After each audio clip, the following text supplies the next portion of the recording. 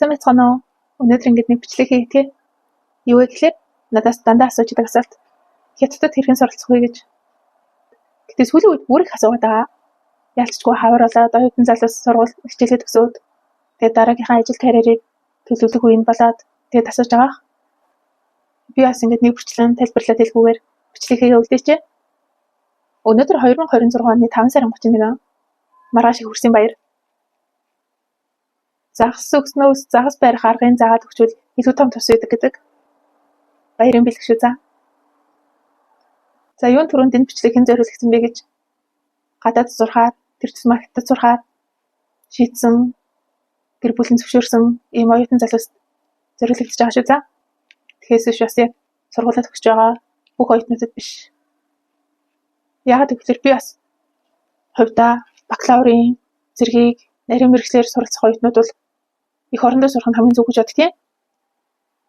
Нарийн мэргэжил чинь бас амаргүй их хэл дээрээ мэргэжлээ ойлгох нь маш чухал байдаг.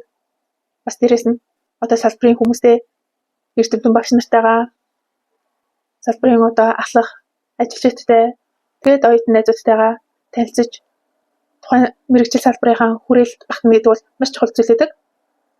За тэгээ үүнээс гадна одоо их орныхон тий хөлбөмбөрийн зах зээл шаардлагатай боловсон хүчин болж төгснө гэдэг нь хувь хүнээс гадна их орондоо бас өгч буй зорилт байдаг. Харин энэ удаагийн бичлэг бол зөвхөн хятадд суралцахаар шийдсэн оюутнуудад залууст зориулагдж байгаа болохоор ойлгоорой за. За тэгээд хятадд сурахаар шийдсэн сурагч оюутнуудын хувьд бол сургуульд орох, тэтгэлэгт орох хүүхэн алхмыг өөрөө хүчээр хийх хэрэгтэй байдаг. Юу вэ гэхээр хятадд сургуульд оруулж өгнө, тэтгэлэгт хамруулж өгнө гэсэн юм зуучлагч хүмүүс байгууллагууд олон байдаг. Зарим нь бол тэгээд зөвлөө чиглүүлээд явдаг бахал та. Гэхдээ бас хүүхдийн ихтгэл үнэмшил, хүсэл мөрөөдөл, эцэг эхийнхэн мөнгө төгрөгөөр луур хийдэг хүмүүс бас байдаг. Ер нь тэгээд тэтгэлэг гэдэг чинь мөнгө төлөөд авдаг зүйл биш. Тухайн хүүхдийн олон жил хичээсэн ихтгэл, авьяас чадвар, тууштай байдал зэрэг дээр үндэслэж олгодог боломж байдаг. Үүнийг өөр хүнээр зурчлуулж авна гэдэг нь өөрөө зөв биш зүйл, шударга биш. Өөр дундын зурчлагчаар тэтгэлгийн материалуудаа бэлдүүлж, ярилцлагандаа бэлдсэн үгнүүдийг нь чийжилж, эсээгээ бичүүлж, сургуулиуд багш нартайгаа холбогдуулж, энэ бол өөрөө маш буруу үйлдэл байдаг. Тийм болохоор энэ бүх процессыг өөрийн хүчээр хийж сурах хэрэгтэй. Мэдээж хэрэг өөрөөсөө илүү туршлагатай, мэдлэгтэй, туулаад үзчихсэн хүнээс асуух, зөвлөх, арга зам тодруулах зэргээр зөвлөгөө хүсчүүл болно. Энэ бол асуудалгүй. Харин тийм хүмүүсээр өөрийнхөө хийх ёстой ажлыг эсээгээ бичүүлэх, багш нартайгаа холбуулах, сургуулаа хайлгах зэрэг ийм аргаар тэтгэлгийг мөнгөөр авна гэдэг нь өөрөө маш буруу үйлдэл болдог. Тэгэд аваад яах юм? Сургуульд очиж чийл сурна. Шалгалтуудаа чийл өгнө. Дипломоо чийл хамгаална, ажлаа чийл хайна. Тэр болгонд нөгөө зурчлагч авартаа бариад яж чадахгүй, амьдралд тийм боломж гардаггүй. Тийм болохоор энэ болгон дээр чи өнөөх л нөгөө сургуульд орохдоо хоригдлуулсан тухайн чадвар, бодит чадвар чинь хэрэг болол гэдэг байхгүй юу? Сургуулаа олох, сургуультай бүртгүүлж орох гэдэг чинь өөрөө чинь хөгжүүлж байгаа бас нэг алхам болдог. Сургуулаа хайх, багш нартайгаа холбогдох шаардлагатай материалуудаа тодруулж бүрдүүлж явуулах, эргүүлээ дутуу зүйлсээ багш нартайгаа холбогдож асууж тодруулах. За тэгээд сургуулаа тэнцээгүүл дараагийнхаа сургуульд дахиж алтайгаа засаад орох зэргээр энэ болгон ч өөрөө чинь хурцсаар л байдаг, чадварлаад явцдаг. Ийм чухал зүйлийг өөр хүнээр хэлгэнэ гэхээр тэр чадварыг хизээ хаанаас олох нь тодорхойг болчдөг. Амьдралын ямар нэгэн асуудал бэрхшээл дээр дахиад нөгөө хүнээр аргалуулдаг нэг тийм зангаа гаргаж гад идэг болчдөг. Тийм болохоор ийм чухал үеэ ерөөсөө хүнд найдаж болохгүй. Өөрөө л бүгдийг хийх хэрэгтэй. Энэ эцэгхийн хувьд ч адилхан. Айлын хүүхэд тэтгэлэг аваад сурч ин чи юугаар тутсан гэж хүүхдээ сайн ямар шаардлагагүй. Ямар нэгэн байдлаараа эсээ бичих чадвар, хэлний оноо, мэргэжлийн суурь чадвар зэрэг олон юмараа шаардлагад нь хүрэхгүй байж болно. Энд чинь хүүхдээ муу гэсэн ч үгүй мөсвөл загнах, хичээх асуудал юусоо биш. Зүгээр л бэлдэх ёстой гэсэн үг шүү дээ.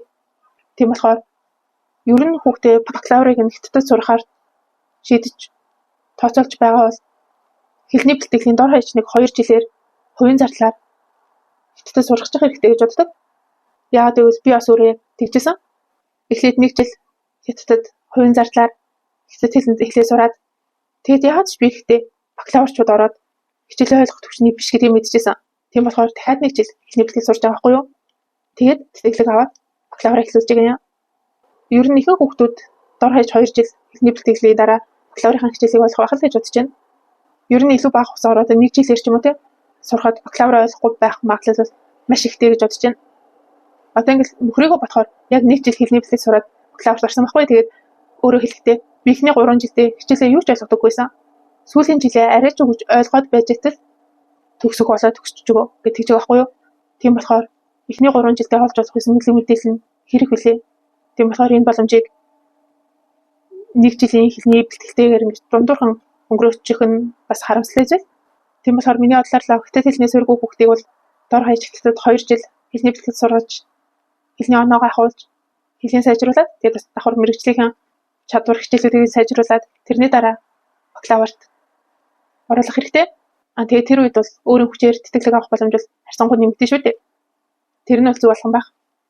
Тэгэхээр зөв тэтгэлгийн шаардлагад хүрээг байгаа хүүхдээ заавал тэтгэлэг ав гэд зуучлагчид мөнгө оруулж очиулаад хүүхд нь өөрөө авч чадахгүй байгаа зүйлийг мөнгөөр аргалах ийм арга зам руу зөвчд хүүхдээ ер нь төлөхгүй байв зүгээр үүнийг ойлгох нь зөв. Тэтгэлгийн хийж чадах хамгийн том зүйл бол хүүхдэд тэтгэлэг худалдаж авч өгөх биш, харин тэтгэлэгт өөрийн хүчээр орох боломжийг нэмэгдүүлж тухайн чадварыг авах боломжоор хангаж өгч дэмжих хэрэгтэй. За тэгээд бакалаврын оюутнуудын хувьд бол юм байна. Харин магистр докторийн оюутнуудын хувьд нэг яриад ах юм байхгүй сте.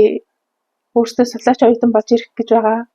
Тийм ингээд сургуулаа сонгоод тэтгэлийн шаардлагаа өөрсдөө олоод мэдчихгүй одоо хүртэл зурчлаар явна гэж байхгүй сте. Тийм болохоор өөрсдөө хичээх хэрэгтэй.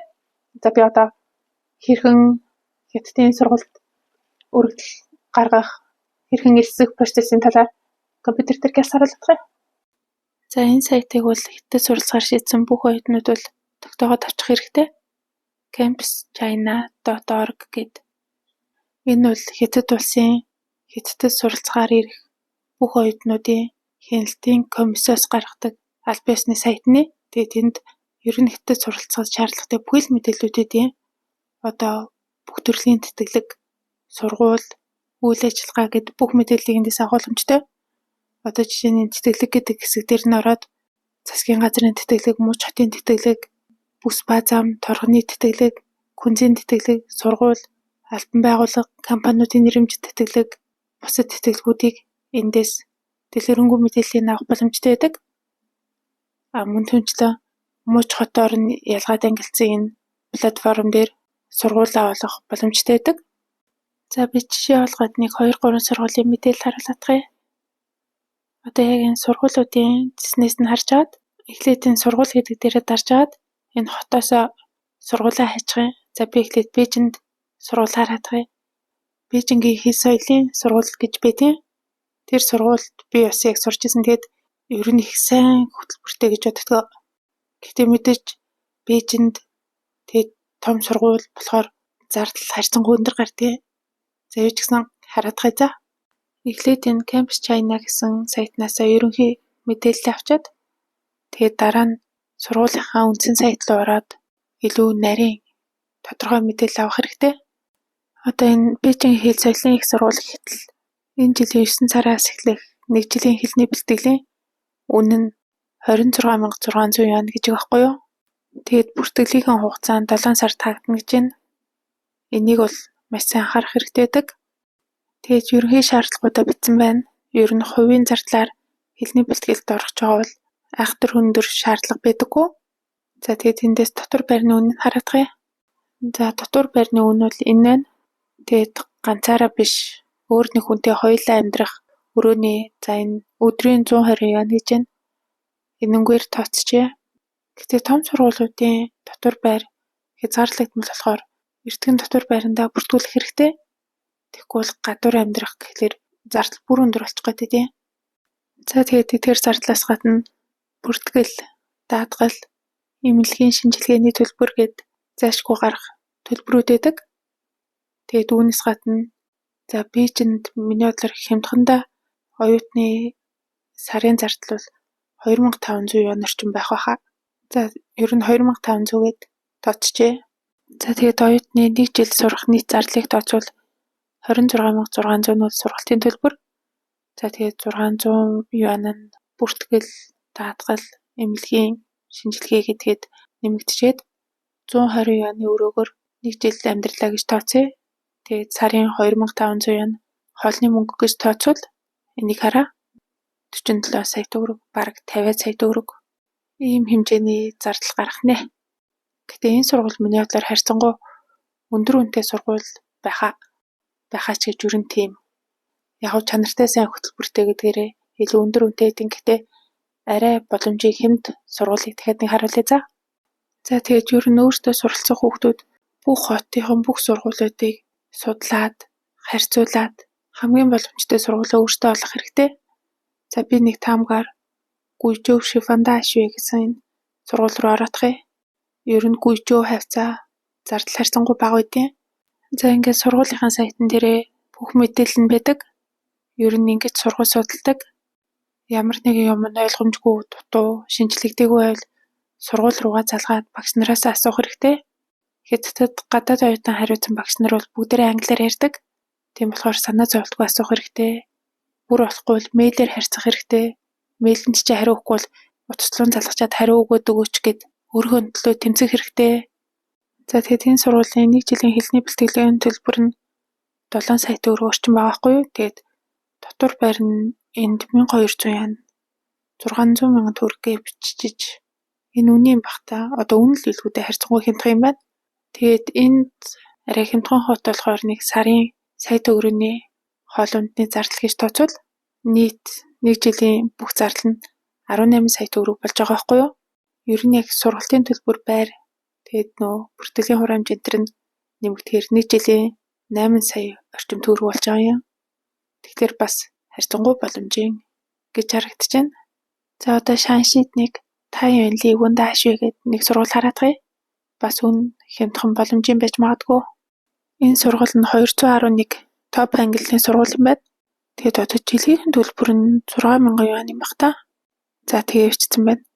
Жилийн төлбөр ер нь 3 сая төгрөг гэхэлэр маш боломжийн, ер нь хамгийн хямдхан байж магадгүй сургуулах.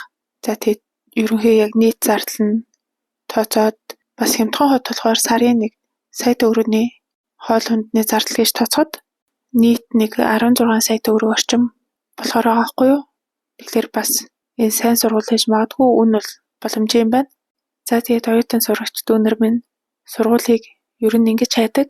Тэгэд хамгийн чухал нь болохоор энэ сайт дээрх мэдээлэлээс гадна сургуультайгаа холбогдож багш нартайгаа утсаар, мэйлээр тогтмол холбоотой байх хэрэгтэй байдаг.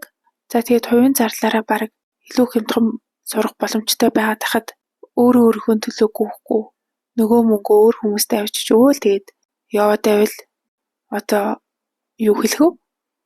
Гэхдээ ихэнх нь өөрийнхөө төлөө ингээд сураад, дагаад, цаашид судлаад амжилттай сургуультай хэлсээ суралцах чадна гэж бодож байна. За тэгээд миний бичлэг хийх хугацаа бас хязгаартай байдаг болохоор ингэсгээд товчхон бичлэг болгоод оруулжээ. Олон хүүхдүүдэд хэрэгтэй бичлэг болсон байх. За тэгээд аливаа хүн сурах чиглэлийг эрхэм болговол хандах зүгөөрөө тогтно гэж хэлдэг. Тийм болохоор хичээх хэрэгтэй, өөрсдийнхөө төлөө өөрсдөө тэмцэх хэрэгтэй. За тэгээд бүгдээрэнд нь амжилт.